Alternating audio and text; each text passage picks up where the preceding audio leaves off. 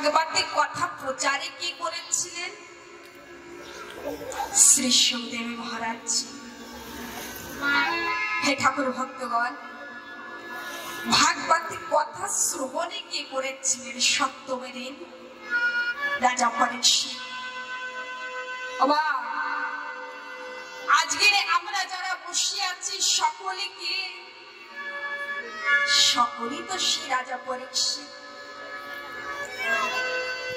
আজকে আমরা সকলেই সংসারের থেকে দুঃখিত আছি।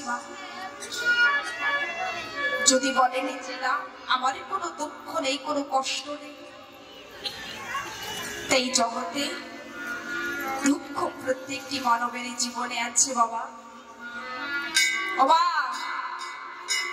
এই জগতে দুঃখ প্রত্যেকটি মানবের জীবনে আছে। যদি বলেন আমার এই জীবনে দুঃখ নেই, কষ্ট নেই, তাই জগতের মানবে এমন কোন মানবে নেই যে সুখী আছে। কিন্তু শাস্ত্রে বললেন একজনে মানবের সুখী আছে। কে? বিরাট সেই মনের একান্ত,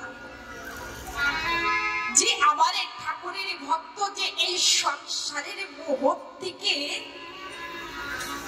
মুক্তি পেয়েছে, যে সংসারের মোহ থেকে মুক্তি পেয়েছে, যে আমার শ্রী রাধারানীকে আপনে করেছে, যে আমার ঠাকুরকে ভালোবাসে, সেই জগতে সুখী।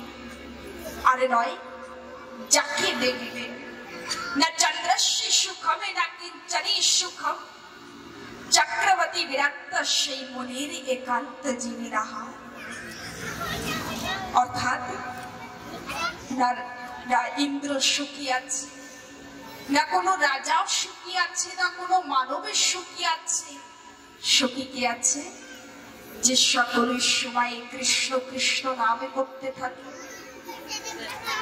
যে সকলের সময় আমার গোবিন্দকে স্মরণে করতে থাকে, ধ্যানে করতে থাকে, সেই জগতের সুখী।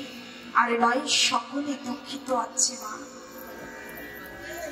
তাই আজকে আমরা সেই সুখ, সেই আনন্দকে পাওয়ার জন্য এসেছি শ্রী গোবিন্দর চরণে। হে ঠাকুর ভক্তগণ, রাজা পরীক্ষিত তিনি সপ্তমী দিনের শ্রীমতে ভাগবতের কথা শ্রবণে করে বৈকুণ্ঠ ধামে গিয়েছিলেন পুষ্পরথের পরে চেপে। এই কলিযুগে যাগে যজ্ঞ ব্রত পূজা কিছু করার প্রয়োজনই নাই মা। যেমন সত্য যুগে তপ করতে হতো, ধ্যানে আদি করার পরেও লাখো লাখো ঋষিগণ হাজার হাজার বছরে ধরে তপে করছে, কিন্তু ঠাকুরকে পাই নাই। এই কলিযুগে আমার ঠাকুরে তিনি বলেছেন, কোন মানবে যদি আমাকে পেতে চায়, যদি কোন মানবে সেই বৈকুণ্ঠ ধামে যেতে পারে, যদি যেতে চাই বলে যদি সেই আশা থাকে, ও মাইয়া কার স্বর্ণগত হতে হবে? কলিযুগের সর্ব উপায়, দুঃখের থেকে মুক্তি পাবার উপায় সপ্তমী দিনের শ্রীমতে ভাগবতের কথা। শাস্ত্রে বললেন যদি কোনো মানব মনে প্রাণে দিয়ে কথাকে শ্রবণে করে, তা বৈকুণ্ঠ ধামে যায়। হে ঠাকুর ভক্তগণ, ভাগবতের অর্থ কি মা? ও ভাইয়া, বাড়িতে গিয়ে হাসবেন, সুন্দর সুন্দর দাঁত আছে না, বলবেন যে দেবীজি কটু কথা বলছে, শুনতে একটু কটু শোনা যাচ্ছে।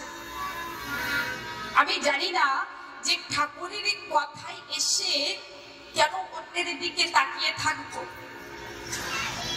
এই সুবর্ণ সুযোগকে নষ্ট করলে হবে না। এই যে সুবর্ণ সুযোগ পেয়েছেন না, একটি বাস্তবিক কথা বলি মা, স্বর্গের দেবতাগণ ব্যাকুলে হয়ে থাকেন, চিন্তনে করে কোথায় শ্রীমতে ভাগবতের কথার আয়োজন হয়েছে, কোথায় ভাগবতের কথা।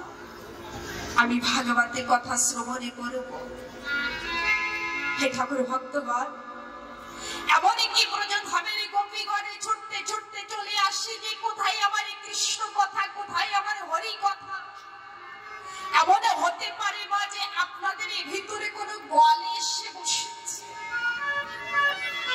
হতে পারে কোন গোপী সে ছদ্মবেশ ধারণে করে বসেছে আমার ঠাকুরেরই কথা শোনার জন্য। এমনও তো হতে পারে কোন ঠাকুরের ভক্ত এসেছে। এই কথা মিথ্যে কথা নয় মা, এই কথা সত্য কথা। যেখানে ভাগবতের কথা, যেখানে আমার ঠাকুরেরই কথা, সেখানে ভক্ত আসে, সেখানে দেবতা গণে ছোটে ছোটে চলে আসে। তাই ভক্তি সহকারে কথাকে শ্রবণে করে। ভাগবতের অর্থ কি মা? ভ শব্দের অর্থ ভক্তি, গ শব্দের অর্থ জ্ঞান, ব শব্দের অর্থ বৈরাগ্য, ত শব্দের অর্থ ত্যাগে অথবা মুক্তি। হে ঠাকুর ভক্তগণ, যার ভিতরে ভক্তি আছে তাকে জ্ঞানে কি খোঁজ করার প্রয়োজনে নাই। যার ভিতরে ভক্তি আছে তার কাছে জ্ঞানে ছুটে চলে আসবে। আর যার কাছে জ্ঞান এসে যাবে তখন কি উদয় হবে মা? বৈরাগ্য উদয় হবে। আর যখন বৈরাগ্য এসে যাবে না তখন ত্যাগ এসে যাবে। ভক্তি বিনয় মানবে দেহ একদমই। এই ভক্তি ছাড়া আমার এই ঠাকুরকে লাভ করা যাবে না। কোন যোগ যাজ্ঞ ব্রত পূজা দিয়ে আমার এই গোবিন্দকে লাভ করতে পারবেন না। এই কলিযুগে শুধুমাত্র ভক্তিকে দিয়েছে। ভব সাধু সরবে তিষ্ঠবা চিন্তামাপি দর্শ দর্শনম তব লোকস্য সর্বতা হারাম পরম। একবার এই ভক্তি তিনি নারদ মুনিকে দুই হাতে জোরে করে বলছেন, হে নারদ মুনি, আপনার দর্শনে মাত্রে সর্ব পাপের থেকে মুক্তি পেয়েছি। তাই জানি ভক্তিও তিনি নারদ মুনিকে প্রণামে করে বললেন, হে নারদ মুনি, আমি সর্বোত্তম লোকে চিন্তনে করে আমি বৃন্দাবনে এসেছি। আমার ঠাকুরকে পেতে হলে আমি বারবার বলছি ভক্তির প্রয়োজন আছে। যদি কোন ভক্ত একবারে আকুলে প্রাণী একবারে যদি আমার এই গোবিন্দকে স্মরণ করে, আমার গোবিন্দ তিনি থাকতে পারেন না। আমার গোবিন্দ ছুটে চলে আসে মা, আমার গোবিন্দ ছুটে চলে আসে। তার ছোট্ট একটি দৃষ্টান্ত বলি, তারপরে আমরা কথার ভিতরে প্রবেশ করব।